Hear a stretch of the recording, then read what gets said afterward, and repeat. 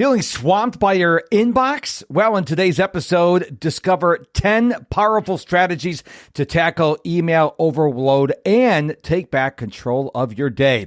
Hi, I'm Mark, and this is the Mr. Productivity Podcast, the show that is dedicated to empowering you to conquer distractions, prioritize effectively, and gain daily clarity.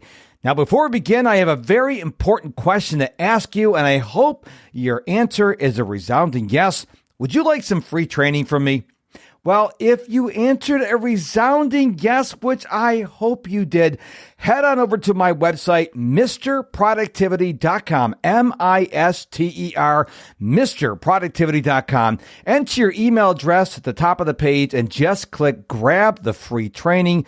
It is my gift to you, MrProductivity.com. All right, let's get started. If you remember back in the day, there was a carnival game called Whack-A-Mole. And if you're not familiar with the game, there would be a board and a whole bunch of holes on the board, and you were given this cloth hammer. And when you first started playing the game, these moles would pop up out of the holes. And in the beginning, you'd have one mole and another mole. But as the game went on, they started popping up and going down faster, and you looked like a lunatic smacking these moles with this hammer. Well, that's how many of us feel about email. We sometimes are kind of scared to go into our email inbox because we may have the full intention of checking one email, and then we take care of that one email, and then 20, 50, 100 more emails pop up in its place, and it feels like a never-ending battle. And let's be honest, email is the place people put projects on your lap and they go do something else. So keep that in mind. But I have 10 ways for how you can better deal with email. First of all, disable notifications. If you get a lot of emails, now whether they're business related, personal, or combination, you will do yourself a huge favor by disabling notifications so your phone's not going ding every time you get an email, because that is really going to affect your productivity. Now, if you really need to have some notifications enabled, there is a feature on iOS Mail for iPhones and iPads, and there's also some other third-party apps that are beginning to do this. It's called VIP notifications. So you just turn the notifications on for the people you designate as VIP. Everybody else, you won't get a notification for. So that's way number 2. Number 3 is schedule time to check email. Now, unless you have to be in your email 24/7, 365, every moment of every day, schedule time to check your email. Maybe you check it when you first get to the office, and then you check it right after lunch and right before you go home, whatever works for you, but don't stay in your email inbox. Number 4, unsubscribe from newsletters and emails you don't read or you don't get value from, including mine. If you don't get any value from it or you don't read it, you just archive it. Just unsubscribe it. Whether you subscribe or unsubscribe from my newsletter, it doesn't matter to me. I don't sit there and go, ooh, I got another newsletter subscriber. I want to make sure people who are on my email newsletter are getting value. So any email newsletter, any email, anything that you get from someone, if you're not getting value, unsubscribe. Number 5, use a service like Unroll Me. If your inbox is really, really out of hand, Unroll Me, which is unroll.me, allows you to very quickly unsubscribe from all these emails, and eventually you can get back control of your inbox. They're not the only one. They're just one of the more popular ones out there. You can go and search on the internet for how to rapidly unsubscribe from emails. Number 5, encourage people to text you with quick and easy questions. If you're a coach, if you're a manager and someone needs a real quick answer, like a 1 sentence or less answer, have them text you. Now, if you've got like 1 million followers, this is not a wise thing to do. But if you have clients, instead of you then sending you emails and you're now scheduling your time to check your emails, you may not get the email for later and that you have a real quick question. So consider instant messaging or text messaging for quick and easy answers. Number 7, avoid checking your email first thing in the morning, last thing before bed, and when you're bored. So when you wake up in the morning, don't reach for your phone and check your email. Why? like I told you earlier, your email inbox is nothing but a depository for everybody's problems. Do you really want to see everybody else's problems first thing in the morning? No. Do you want to see the problems in your email inbox right before bed when you can't do anything about it? Or maybe you will do something about it and get less sleep? No. And don't go in your email when you're bored.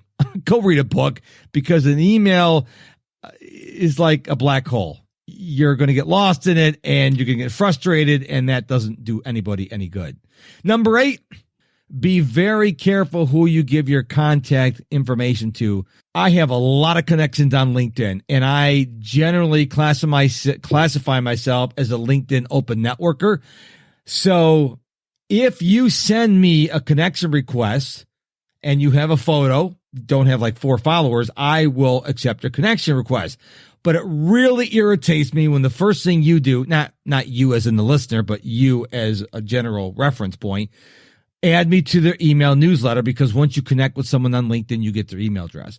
That's against the terms of services with LinkedIn and with most email service providers, so don't do it. And by email service providers, I mean Constant Contact, MailerLite, MailChimp, Infusionsoft. You can't do that without permission. So when people ask me, hey, you got a card? I'm like, why? Well, I want to be able to contact you. Well, we're right here. Let's have a conversation. And I know why they want my card. They want to add me to their database, and so they get me in the email newsletters. So be very careful when you give your information out. Make sure you know what the people are going to do about it, because the last thing you want is more email in your inbox. Number 9, be concise in the emails you write. Don't go on and on and on and on. Don't go from Houston to San Antonio by way of Miami, Paris, France, Tokyo, Japan, Los Angeles to San Antonio. Go the opposite direction. Get to the point. People are busy. You're busy. So make your subject lines concise. And if you have to elaborate in the email, do it in fewer words as possible. That way they can read it and reply. If you send someone a very long email like me, I'm not reading it. I'm just going to delete it and unsubscribe it to the newsletter. And number 10, get yourself an accountability partner. This is a running theme of all my coaching clients and my audiences when I'm giving speeches. Get yourself an accountability partner. What do I mean by this? Say, hey, I'm going to spend 2 hours a day on email, and then track your time, and then have your accountability partner say, how much time do you spend on email today? And be honest and tell them, because they'll say, you said 2 hours, you spent 6 hours. There's 10 ways you can get better control of your email. Again, number 1, disable notifications. Number 2, enable VIP notifications if you have that feature. Number 3, schedule time to be in your email. Number 4 is unsubscribe from newsletters and emails you don't read and or get value from. Number 5, use a service similar to unroll.me. Number 6, encourage people to text you with quick and easy answers and questions. Number 7, avoid checking your email first thing in the morning, last thing before bed, and when you're bored. Number 8, be careful who you give your contact information from, like your business card. Number 9, be concise in the emails you write. And number 10, get an accountability partner. If you're like me, you probably have a love-hate relationship with email. I love email, and I'll tell you why. Because social media is a platform I do not own, and you don't own. Whether it's Facebook or Instagram, Threads, TikTok, YouTube, Snapchat, X, doesn't matter the platform, you don't own it. Where the email address I do own, and I do respect my email subscribers. So if you are a subscriber of the Productive Life newsletter, that's my email newsletter, which you can get at MrProductivity.com. I will treat you with respect by giving you information that will help you. I don't spam you, but if you are a member of the Productive Life email newsletter and you don't get value, you will not hurt my feelings if you unsubscribe, because I only want to send emails to people who actually want my stuff. And Speaking of email, if you would like some free training with me, just head on over to my website, MrProductivity.com, MISTER, MrProductivity.com. At the top of the page, just enter your email address, hit grab the free training, and well, you'll get some free training from me, Mr. Productivity. And before you go, if you haven't done so already, if you have not already followed this podcast on whatever podcast player you're listening to it on, I would really appreciate it if you would do that, because that will tell that podcast player's algorithm to not only serve up this episode, but this show to other people so I can help them as I have hopefully helped you. Thank you again so much for listening to this episode of the Mr. Productivity Podcast. I'll be back real soon with a brand new episode, but until then, you know what you have to do. Stay productive and stay positive.